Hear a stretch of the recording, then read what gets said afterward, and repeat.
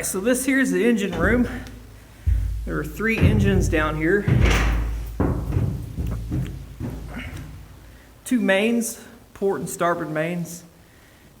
2 inline 6-cylinder Cummins turbo diesels. Those are for driving the boat. And then over here we got a 4-cylinder diesel. It's on our generator set. That provides power to our winches and lights and anything electrical. Supplies power for our steering pump. So what we're going to do now is fire that up and switch from shore power to generator power.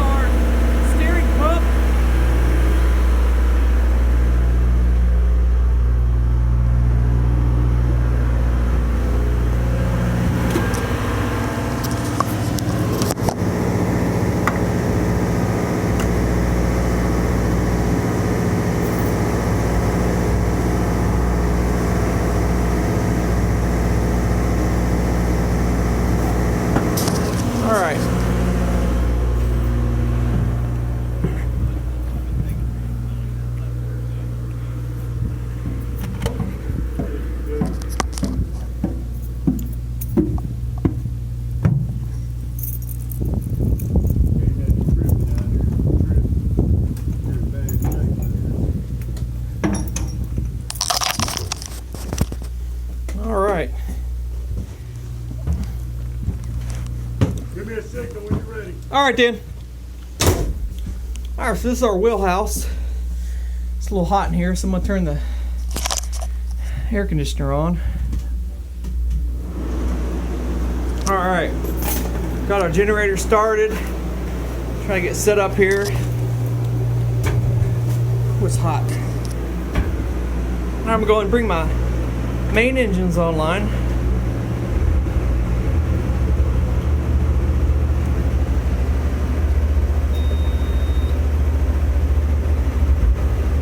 Alright, so we'll let the main engines warm up for just a second. We'll turn our steering pump on. That provides pressure for our steering to be a little easier. Without that, we wouldn't be able to steer. There's also a booster pump on our starboard engine. Gives us a little bit more pressure for steering. And we have 2 sets of rudders, a steering rudder and a flanking or rudder, or some people call it reverse rudder, for backing up, but usually we just use it for flanking. And if you see, we got, 2 on each side. The top 2 are linked together and the bottom 2 are linked together. Let these engines warm up for a minute. Alright, I'm going to try to get this camera mounted. And I'll set this here for just a second. You can see the deck while I set this up.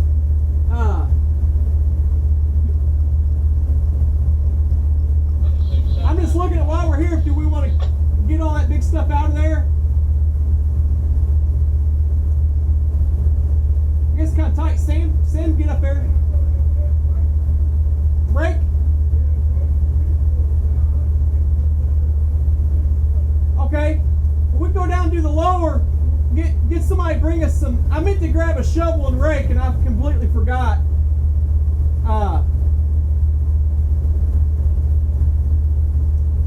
We get them on the way back up with them closed if they get us a rake or something.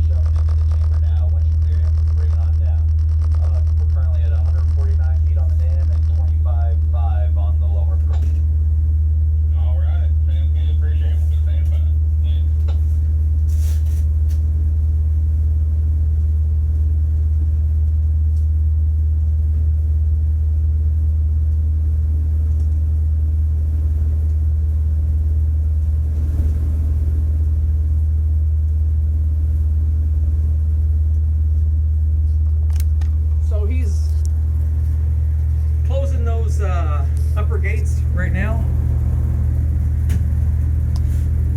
As soon as he closes those, he can open the emptying valves, and that'll allow the water in this chamber to flow out to the lower side of the river. And after we're equal with the lower gauge, meaning that the depth of this water, or the elevation of this water, and the depth and elevation of the downstream water will be the same, we'll be able to open those lower gates and they'll let us clean those out. So I guess I should just say elevation, because the depth of the river, the depth might not necessarily be the same, but the elevation of the water will be the same.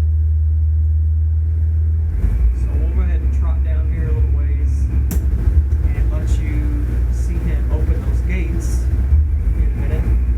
And if you watch carefully, he's just now getting those upper gates closed. So they're closed all the way now. And it will not let you open any, it won't let you open the emptying valves with the upper gates open, and it won't let you open the filling valves with the lower gates open. So there's an interlock that saves saves us from damaging any equipment or anything happening that we don't want to happen. So right now, if you watch closely, the emptying valves are opening, and water will free flow out of this chamber into the lower side of the river, and that'll all be just from gravity, just from equalizing the pressure, the head pressure of the water. So we'll put the camera somewhere where you can pick a spot on the wall, and you'll be able to watch watch us kind of go down. So hopefully right there you can see. Hopefully that's a good view. I can't really see what you're seeing, but if you watch the wall there, and what I'll do is I'll spin around a little bit so you can see the wall with the sun on it, not the shady wall.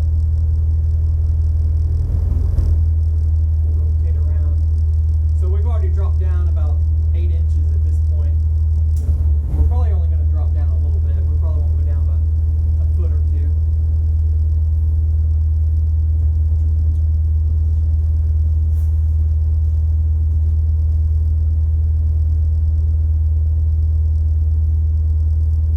Every other vessel that comes through, we won't lock them through like we're locking through.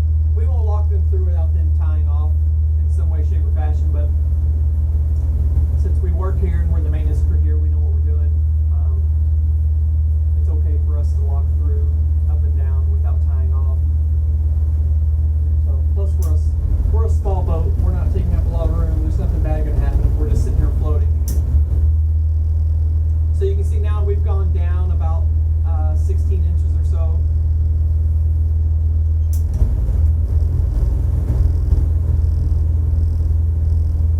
So I'll spin back around a little bit here and see if I can get a little closer to the gates.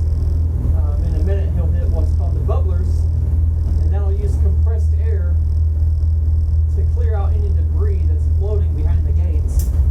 That way nothing can get in a bind between the gate and the wall. Nothing can pose any problems of not allowing the gate to open up all the way into recess. So we'll trot down this way a little bit.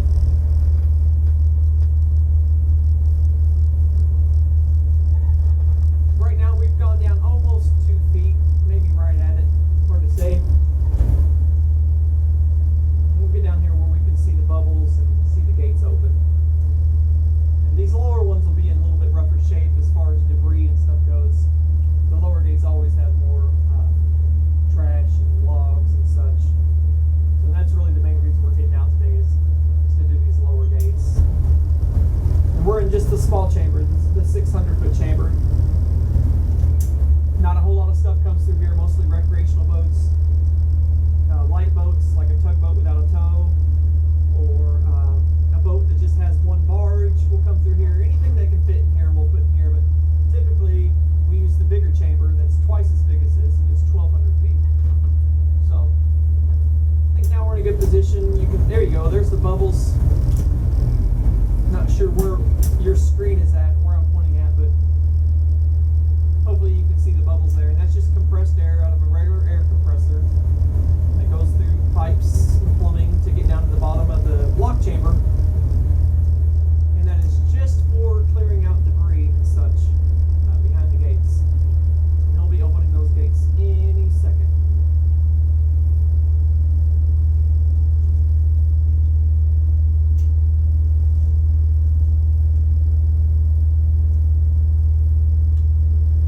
There you go.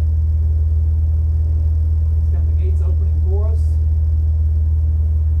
If I were any other vessel, when the gates were fully open and it was safe to exit, they'd sound a loud horn that everybody can hear to let them know. They're not going to do that for us unless they just want to be silly.